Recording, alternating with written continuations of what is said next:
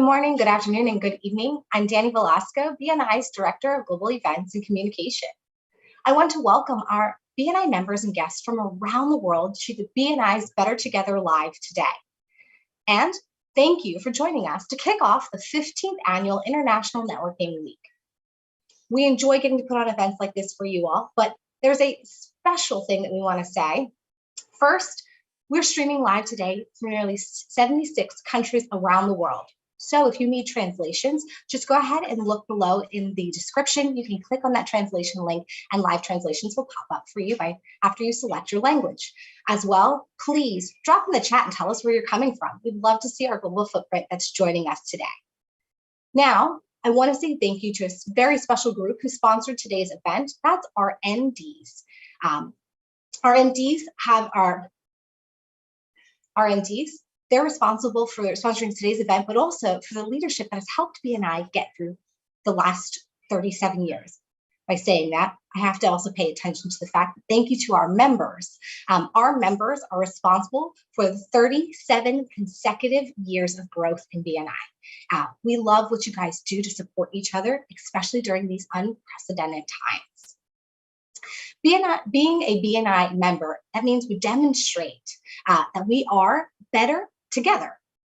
Living through the global pandemic has been the most significant social, economic, and health challenge of our lifetime. These past 20 months have tested our strength and our spirit, but BNI members have risen to the occasion time and time again. In fact, in the last 12 months, you all that are joining us, members from around the world, have closed over $18.6 billion in revenue from other BNI members through 12.4 million referrals. That's an incredible amount of business. We do that because our culture of givers gain gives us the confidence to face challenges knowing that we're not alone. As we look to the future, we do so with optimism, knowing that the people that were together, that with us during the most difficult times in our lives, will be here as we emerge together better than ever. But before we jump into our main presentation for the day, I would like to share with you all a very special video. It's the world premiere of our special music video by a BNI member, Deanna Loveland. Deanna is an amazing singer, songwriter, musician, and composer. And it's with her that we were able to put together this song that she'll perform, which is called Better Together. So without further ado, I give you Deanna Loveland.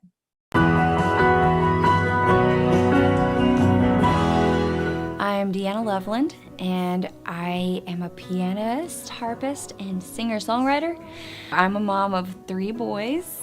That's brand new to say now because I just had my 3rd boy 6 months ago, so he's not toddling around yet. He's still figuring out how to sit up right now. I started playing the piano when I was 5. Saw a harpist playing at a conference when I was 9, and I sat down at the harp and just tried it and could play all the songs I knew on the piano. First, I would say I'm definitely a musician, singer. That's what I'm super passionate about. But it really depends on who's asking as to what I'll tell them that I do, because there's so many different things. We started a garage door company, S&S Garage Doors, 2.5 years ago. Brandon, my husband, was already working in garage door sales and service and installation for years before that. And so one of the first things we did was join BNI. I've had a friend who had told me about it. I had already visited as a musician, and it was a great thing for me, even though I wasn't a member. Being a visitor, I got a lot of gigs from it, and so yeah, we just dove right into BNI with our business, and it's been a great thing. During the pandemic, the hardest thing for us has been watching a lot of our friends struggle. It's been good in a way to help and just be there through that. And in whatever ways that we can. Thanks to BNI and the members of our chapter, our business is not just surviving, but thriving. We're looking forward to the future with excitement, knowing that those people who have been with us through this most difficult time of our lives will continue to be there as we emerge together better than ever. Better together.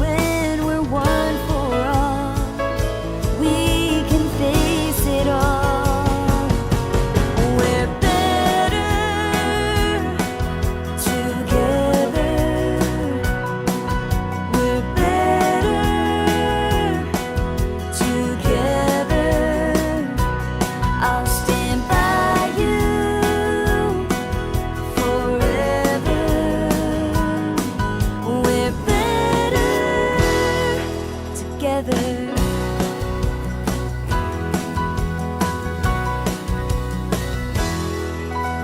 People come and go, but no one seems to know me like you do. What we've been through, I'd say we've seen it all, and we're still standing tall when faced with change. You'll find a way. I see your smile, helps to bridge the miles when I'm full of doubt. You make the sun come out. We're better together. We're better together. I'll stand by you forever. We're better, and you never have to be alone. The road's been long, there's a brand new dawn, and we can be better together. We're better together. I'll stand by you forever. We're better together.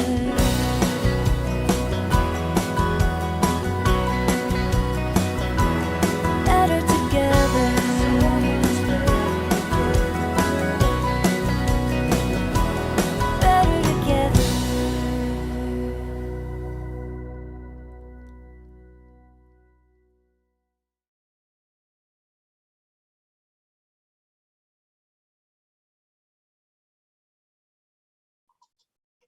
I've got two words for you. Simply amazing. I absolutely love that song. Trust me, that chorus just gonna get stuck in your head, because what Deanna did is really encompass how we've been feeling these last 20 months. For those of you that are wondering, this video will be available on BNI TV on YouTube for you to check out after this presentation. As well, we'll make it available through our BNI members communication so that way you can share. I hope you get your Facebook, your Instagram, your Twitter, and your LinkedIn ready. We'd love to see what you all can do with that music video to show us how you are better together with your members and chapters from around the world. Thank you, Deanna. So now I have the pleasure to introduce to you the host of today's Better Together Live, BNI's very own George Barlow. George serves as the Director and Head of Global Franchise Development at BNI. He leads all global franchise development and expansion efforts, including new country development globally, as well as sub-franchise development support in existing countries. George has spent the last 21 years working in franchise development, operations, mergers, and acquisitions. His previous leadership experience includes roles with Weinmiller Real Estate Affiliates, Executive Financing Consulting Company, Prudential Real Estate Affiliates, and Rheology. Since joining BNI, George hasn't, no big feats or anything. He's just been instrumental in launching BNI's franchises in Mauritius, the Czech Republic, Panama, Ghana, and the relaunch of Barbados. Kudos to you, George, and welcome to those countries to our BNI family. So, ladies and gentlemen, I give you George Barlow. Thank you so much, Danny. Hello, again, I'm George Barlow, and I would like to welcome you to today's presentation of BNI Better Together Live. We are streaming live today to over 76 countries around the world.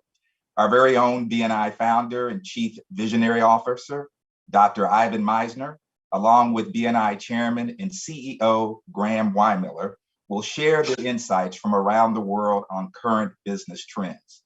First, let me introduce Dr. Ivan Meisner. Dr. Meisner is the founder and Chief Visionary Officer of BNI. He founded BNI 37 years ago and has become the largest and most successful networking organization in the world. He supports over 285,000 members in 76 countries. He's helped businesses grow through some of the most difficult economic times in the world's history. He's called the father of modern networking by CNN and one of the top networking experts by Forbes. Dr. Meisner is considered to be one of the world's leading experts on business networking. He's a New York Times bestselling author who has written 26 books. I would also like to introduce to you Graeme Weinmiller.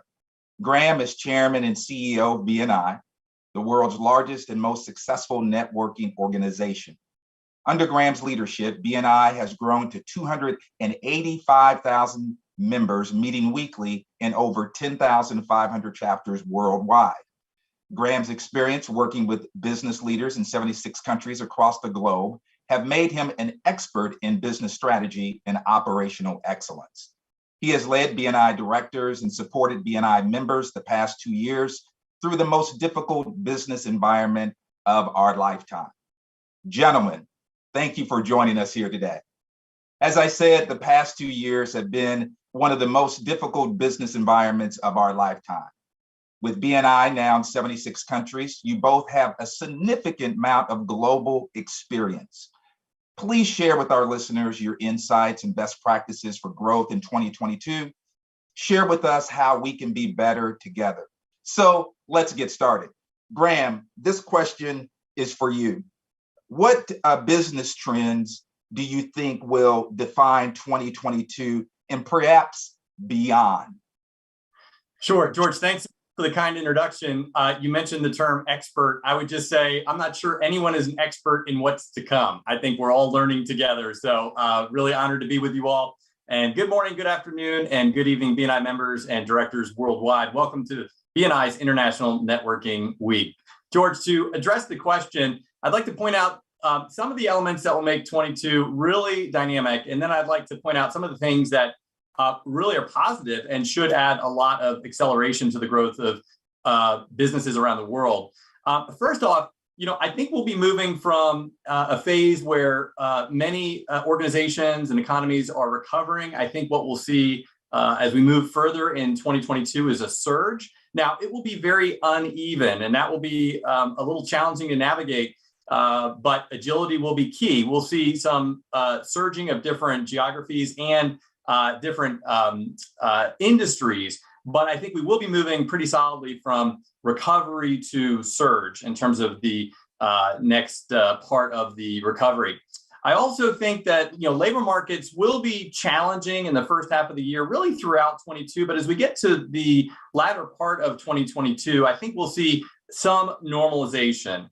And so I think that's very positive. Supply chains, which have been in the media for how disrupted they've been in 2020 and 2021, will be like the labor markets, a little bumpy throughout 2022, but they will start to normalize as we get to the back half of the year and certainly into 2023. So for those that are sourcing goods for their products or services, especially cross-border, definitely an area to pay attention on, maybe to add some cushion. But as they get a little bit further into this year, I think things will start to normalize.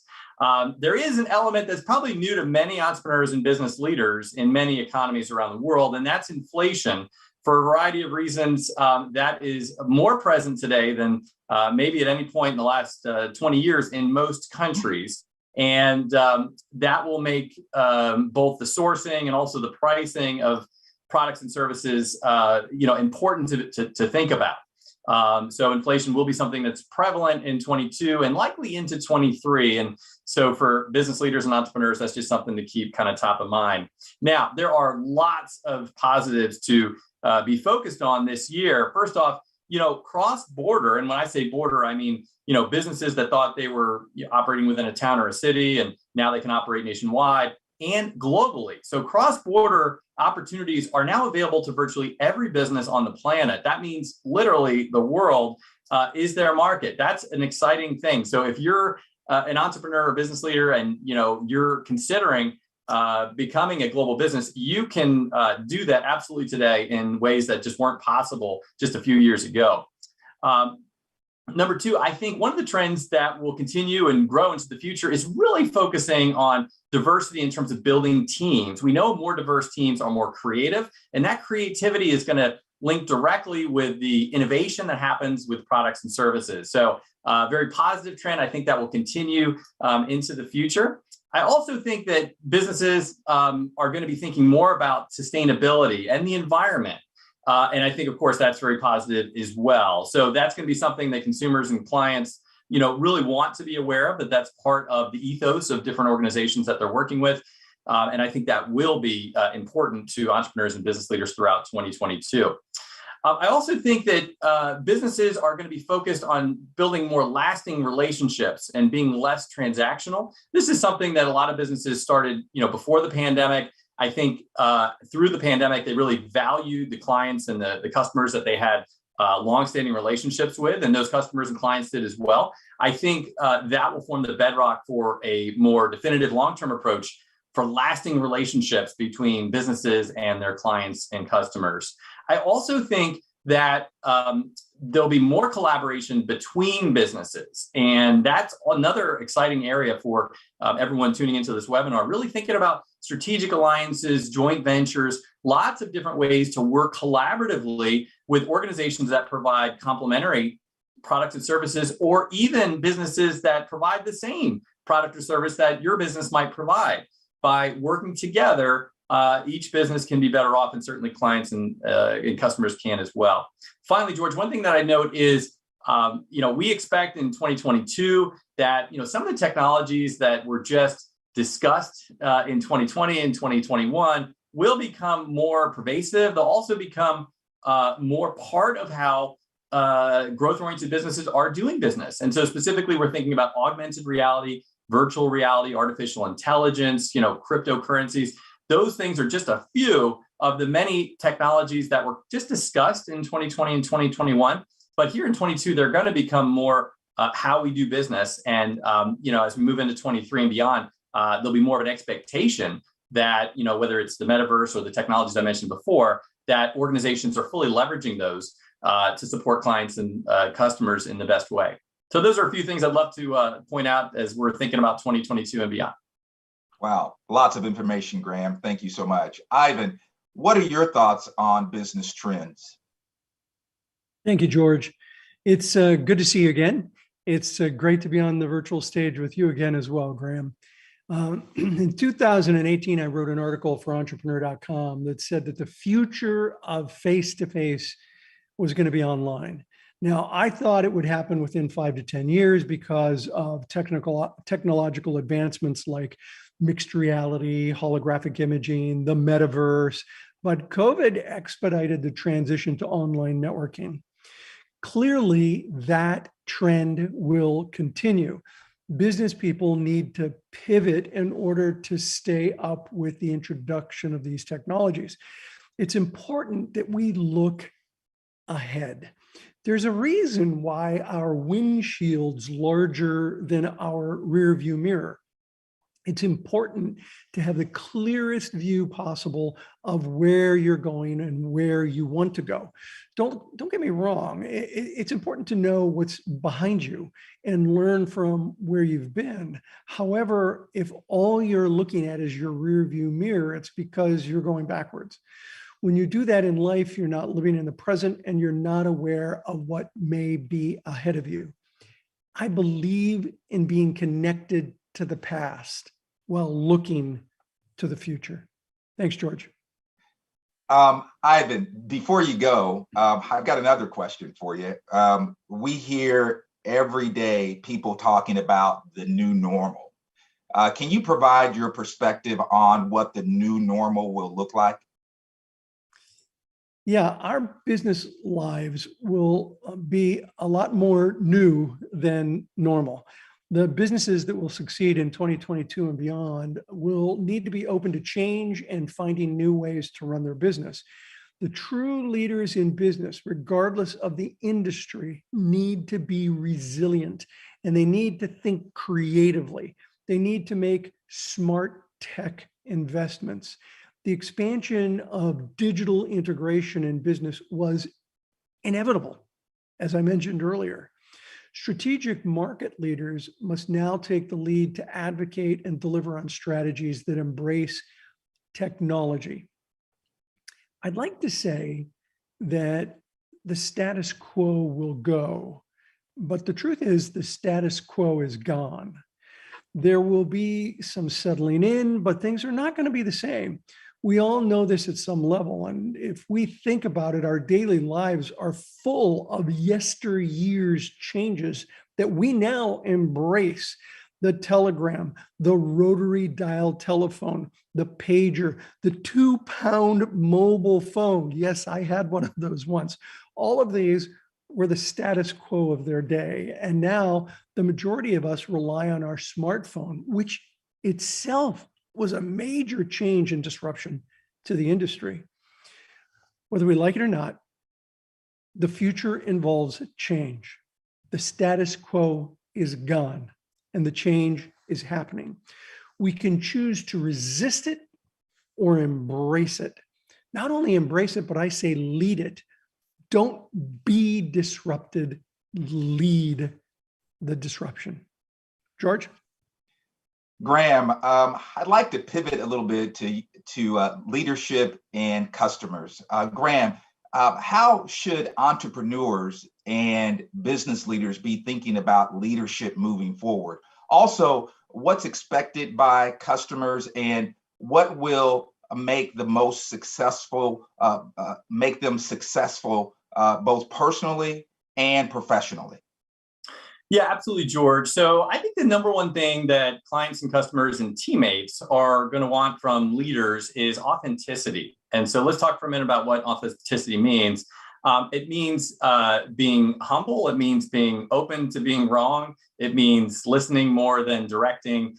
It means a lot of engagement with clients and customers and teammates, and really, realizing fully that as a leader, we're here to support all of those who are above us. And sometimes, if someone mentions a certain individual is, the boss of an organization, I'm always quick to point out that actually the clients and customers are the boss. And so I think having that kind of approach and having an authentic leadership style is really more positive, more sustainable. And I think more than ever, I think that's what clients, customers, and teammates are looking for. I think it's important also for leaders to be investing in themselves. And so it's commonly the case that, an entrepreneur or business leader is thinking about investing in software or a new office or additional supplies or some other resource, but they in fact are the most valuable resource coordinating all that's happening to help make sure that clients and customers achieve their goals. And so it's important for leaders to invest in themselves. Now, what does that mean? It does not mean that they need to go take a 3-month executive education course and, be outside of their business and all that kind of stuff. It is more possible than ever to, take that learning in bite-sized, doses, and really for it to be a continuous basis. So whether it's a TED Talk or just ordering some books off Amazon, you name it, investing in yourself is really important, and it's easier than ever. I think another element is different than investing in yourself in terms of leadership development and professional development. It's awareness. And so really being aware of trends that are happening both across the globe and also across town. Those things are really important. So staying plugged in, staying engaged is really important. And then finally, fitness and wellness, because, agility is going to be the name of the game just here moving forward. Maybe it always has been in business, but certainly moving forward with the different technologies that are coming to market. And so, our sense is that a focus on wellness is really important so that you can bring your best self to supporting your teammates, your clients, and your customers, so that you can think creatively and that you can be sustainably successful. And that's one of the things that we talk about with BNI members and BNI directors around the world. It's great to see a business, kind of rocket up. But, many times we kind of rather see them be sustainably successful over time. And that's what we hope for all of you as well. Ivan, we all learn from our challenges in life. And so as you look back to the past 2 years, what challenges have you encountered? Well, George, there have been many challenges. One mistake I made was going out at the beginning of 2020 to buy an annual planning calendar. In March of 2020, everything I had planned needed to be replanned, and then again in April, and then again throughout the whole year. I was constantly reviewing my plans and adjusting. Planning for many companies used to be an annual exercise, and once finalized, the focus was on execution. Today, you need to constantly evaluate your business health within the ever-changing business environment. That's the world we live in now. We live in a world of predictable unpredictability. But the one thing that has remained unchanged for the last 37 years is the power of referrals. They are the engine that drives any business. How that's done may change, but the need for referrals remains the same. We are all better together. George? Fantastic. Thank you for that, Ivan. Graeme, nearly all businesses are looking to grow. Probably each business that is participating in this live event are looking to grow. But what are some specific pieces of advice you might provide for businesses to accelerate their growth in 2022 and beyond? Yeah, let me start out with something that I think is really important. I think we all are aware of it, but maybe we don't think about it on a day-to-day basis. And that is being clear on your purpose as an organization and communicating that purpose at every opportunity. Internal meetings, external meetings, clients and customers, prospects that may become teammates or clients or customers. Communicating that purpose is really important. Customers today really want to work with organizations that have a shared set of values and that certainly produce a good product or service, but that are about something even more than that. So communicating your purpose pervasively is really a great place to start, and being clear on that purpose. And so if you're a growth-oriented business and you have not stated kind of in writing your purpose, it's a great opportunity to have some time with your team and maybe even with some customers to get their input and make that a collaborative process. So start with the purpose of why your organization does what it does. Now, I think you're right. I haven't met many businesses that aren't looking to grow. And one thing I would recommend for growth-oriented businesses is, raising capital when they don't need it. And one of the things that's happening right now and has been happening for some time is the availability of capital, and especially capital that supports growth-oriented small and medium-sized businesses. And we shouldn't always assume that capital is going to be as available as it is today. We don't need to look too far back in history to see points where raising capital was really difficult. So raise capital when you don't need to raise capital, and that will help fuel your growth.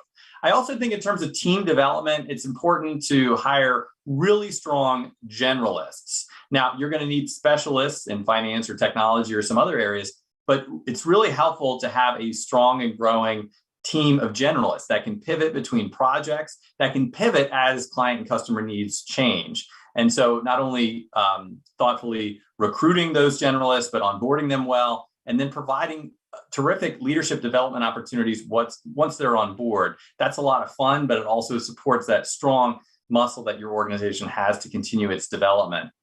I would also say that being networked as an organization is really important. Certainly, it's important for referrals and closed business, without a doubt. Referrals and revenue matter to every business out there, but also in terms of learning and encouragement. One of the things that we want to prevent as entrepreneurs and business leaders around the world are situations where our teammates or other businesses are kind of on their own, on an island, not as fun or fulfilling or successful as working together with other organizations, again, with complementary products or service, or even with other organizations that may be offering the same kind of product or service. There are so many opportunities for positive collaboration. And I think that will be more important than ever as we move into 22 and beyond. Thank you, Graeme. You definitely have to know your purpose, but you have to know your why. Ivan, I've heard you speak about co-creation. Please share with our listeners what co-creation is and how leaders can apply it to help grow their business. Thanks, George. I'm working on a book about this very topic. It's called The Third Paradigm, and it should be released next year. We did a survey of 4,000 people as the foundation of this book so that they could learn how to utilize co-creation in their companies. We're moving into the era of co-creation. The concept begins where cooperation leaves off. The difference between cooperation and co-creation is the difference between working together versus creating together. You may collaborate on a project, but when you co-create products and services, that's what co-creation is all about. Co-creation is a significant step beyond cooperation. It's about bringing different parties together to actually produce, improve, or customize a product or service based on a mutually desired outcome. Co-creation is about jointly creating value. And we have certainly focused on that in BNI. In the 2000s, the internet brought this to the forefront. Crowdsourcing has become a critical tool for engagement. The advent and widespread application of digital technology has made customer empowerment a must. Society is rapidly moving from a passive to a more participatory consumer culture. In addition, many want to make sure that there is a social cause related to the brand that resonates with the brand and the clients. And I know Danny's going to talk about that later. Organizations engage in co-creation because they wish to foster the buy-in of stakeholder interest and increase value through innovation. So look for my book in 2023, George. It's called The Third Paradigm. The Third Paradigm. We'll definitely be looking for that, Ivan. Co-creation. It sounds like a marvelous concept. Graeme, technology has played a key role in BNI's success over the past 2 years with BNI Online. How should growth-oriented companies be thinking about technology to power their growth moving forward? Yeah, absolutely, George. Just before I address that, I would encourage folks to check out some of Dr. Meisner's existing books. There's 26 to choose from, fantastic content, and really predicted a lot of the change that is happening now in terms of the intersection of business and technology and how we interact as entrepreneurs and business leaders around the world. Certainly check out The Third Paradigm when it comes out as well. So in terms of technology, the first thing I'd mention to growth-oriented businesses is that it doesn't have to be overly expensive. And I would really encourage entrepreneurs and business leaders to think about the technology that they need now and maybe for the next couple of years, but not to try to integrate the technology that they may need in 5 or 10. Why that may seem counterintuitive? Well, technology, as we know, is changing rapidly. And so some of the features today that may be, at a premium in terms of cost, may be more commonplace in just a few years. And also because of the changing nature of technology and also client and consumer purchasing patterns, you don't want to buy too far ahead of time.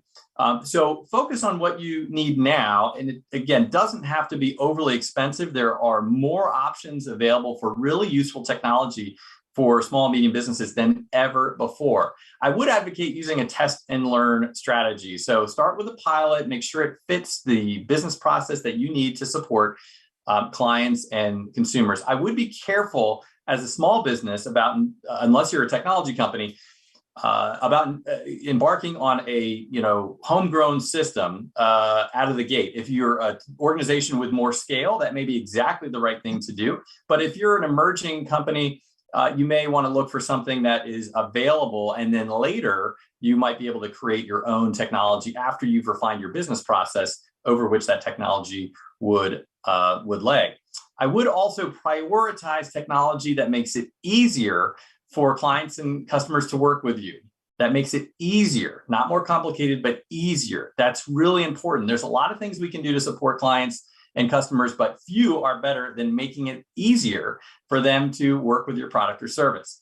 The second thing I would think about is any other technology that touches the client or the customer. Okay, so after you've made it easy, any technology that touches the client or the consumer, should be prioritized.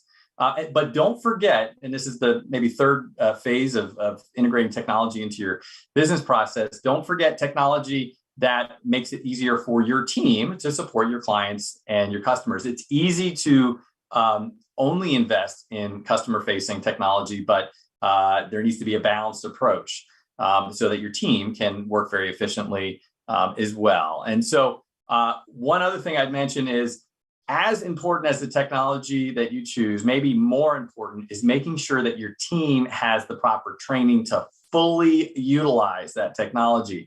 And what we see time and again in small and medium businesses especially is that they have more capabilities than they might be aware of within their existing technology. So before adding technology, make sure that you're fully leveraging the technology that you already have on hand. Really great points, Graeme. Easy and user-friendly, I would say. Ivan, in 2022, what's the one thing you believe that business people can do to accelerate their sales growth? So it's been proven that when you increase your base of referral partners, it drives more revenue growth. We looked at the data, and if a chapter of 25 members doubles to 50, the members of the chapter can see as much as a 76% more referral revenue in the group. Even one or two new members can make a difference. Each new member of a network often brings a fresh new source of referrals to the chapter. Referrals are the best way to experience sales growth. And BNI helps people build relationships that lead to referrals, in fact, enable them to create referrals for life. George? Thank you, Ivan. If you all don't mind, I might just have a couple of more questions for you, and I'm going to start with Graeme and then move over to Ivan. Graeme, 75% of executives said that they will invest in more hybrid experiences over the next 12 months. BNI introduced its hybrid format back in October, if you remember. Can you tell us more about the benefits of BNI's hybrid meeting offering? Yeah, as a global business networking organization, we always want to be on the cutting edge of technology that helps businesses interact and grow. And so BNI Hybrid is an option for members and chapters around the world, where the first meeting of the month is in person, and then the subsequent meetings are using BNI Online. And for a lot of business owners and entrepreneurs, this really fits the need. It enables the high quality and the context of in-person with the efficiency and effectiveness of online. So it brings both of those things together. You know, BNI as an organization wants the meeting each week, whether it's in person or online, to be the marquee experience that we see in chapters around the world. But we also want to encourage constant connectivity between those meetings. And we see so many referrals and so much closed business happens throughout the week. And now with BNI Mobile and other technology that we have, it's easy and seamless to make that the case. And so BNI Hybrid, we think, will help more people access all the benefits that BNI offers. And so we do expect it to be a significant format that chapters are using, along with meetings or chapters that meet using our in-person format and chapters that meet using our online format. All three are permanent options that chapters can choose from. Great stuff, Graeme. Ivan, can you believe it's been 37 years when you founded BNI? Did you ever imagine the impact on people's lives, job creation, and communities as a whole have been so profound? You know, I'm really humbled by what BNI has become. And to be honest with you, I didn't see that when I first started BNI. I didn't see what kind of impact BNI could have when I first started it. That came a little bit later. When I started BNI, I was just trying to put together a networking group that was relational and not mercenary. Prior to BNI, I went to groups that were so mercenary, I felt like I needed a shower afterwards because everyone was trying to sell to me. Or I went to other groups that were just totally social. It was happy hour and hors d'oeuvres and nobody was doing business. My Brody moment came about 1 year into BNI in December of 1985. Now, George, do you remember the movie Jaws? I do. Well, in Jaws, Sheriff Brody is on the boat towards the end of the movie, and he looks overboard and he sees the jaw, the great white shark Jaws for the very first time. And he backs up and he looks over at the captain and he says to the captain, "You're going to need a bigger boat." And it was really at that point in December of 1985 that I realized I'm going to need a bigger boat. I was looking for something that I wanted to participate in myself, but what I discovered was that I struck a chord in the business community. By the way, think about your Brody moment. What is it, or what was it in your business? You'll find that important as you develop your company further. By 1986, I had realized that this could be a huge movement with over 10,000 groups, which we just recently reached, by the way. I believe that if you impact enough communities, you can impact the world, because we really are better together. Back to you, George. Thank you, Ivan. So just some last thoughts from the both of you, if you don't mind, as we wrap up here. Ivan, is there any last words you'd like to share with our audience today? Well, just a couple of things. And what I said earlier, your windshield is larger than your rear view mirror. Look ahead. There are opportunities where some people see nothing but challenges, others see opportunities. They are out there. Today, more than ever, you need your network. Your network is a beacon of hope in a sea of fear. One of the things that Graeme says that I really like is make new friends and keep the old. That's about building relationships and keeping your network. Thanks a lot, George. Sure, absolutely. Graeme, any last thoughts from you? Yeah, absolutely. Certainly, it's been a bumpy couple of years, but the question that I think all entrepreneurs and business leaders should be asking is, what can they do now that they could not do before? What can they do now that they could not do before? We've been asking ourselves that question for the last several years, and we know BNI members have been asking that question. We've seen remarkable innovation as a result. As we look to 22 and beyond, anything is possible. Think about all the new resources that are available. Think about the world as your marketplace. And by working collaboratively, very closely together with other entrepreneurs and business leaders, you can absolutely achieve your dreams. And we want to help be a part of making that happen. Thank you, Graeme. There's a tremendous amount of takeaways that I've gotten from this. I just jotted down a few as we close today, and I just want to mention them, is that our business lives will be a lot more new than normal.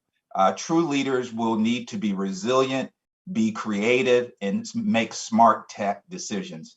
And then finally, too, when you increase your base of referral partners, it drives more revenue growth. So I can name a whole lot more, but Graeme and Ivan, thank you so much for you sharing your time and your fantastic insights with us. I know I'm walking away from today's presentation with a lot of great ideas. I hope that all of you have enjoyed today's live event. We truly are better together. Danny, now back to you. Thank you, George. And thank you, Graeme and Ivan. What a great presentation. George, phenomenal job hosting our Better Together Live. Ivan and Graeme, as always, wonderful takeaways. I've got a bunch of notes. Prioritize technology to make it easier for your customer.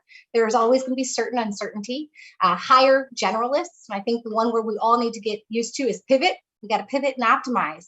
But the one thing that sticks out for me is impact community. So if you'd like to make an impact in your community, I'm going to quote Beth Meisner in saying that 20% of our population may be the children, but they are 100% of our future. So if you'd like to make an impact in your community, the BNI Foundation is a great way to start that. You can visit bnifoundation.org, make a donation there. They invest in our communities because they invest in our children and getting them set up for success. So thank you all so much. And if you've enjoyed the kind of business building insights and ideas that you were able to receive today and listen to, you'll love being a part of our 2022 Global Convention. And this year, I'll give you a little hint, our Global Convention is headed down to the jewel of Southeast Asia, and that's Singapore. Join us in going to Singapore. It's known for its contemporary architecture, lush natural landscape, and warm hospitality. It makes the perfect place to connect and make memories. So we look forward to seeing you there to make memories. As we conclude today's event, please watch our closing video where we're going to release to you guys the 2022 theme for Global Convention. And at the end, scan that QR code and you can register to join us to make memories and connect as we head to Singapore in November. Thank you all. And again, I appreciate you joining us today because we are better together. Have a great one.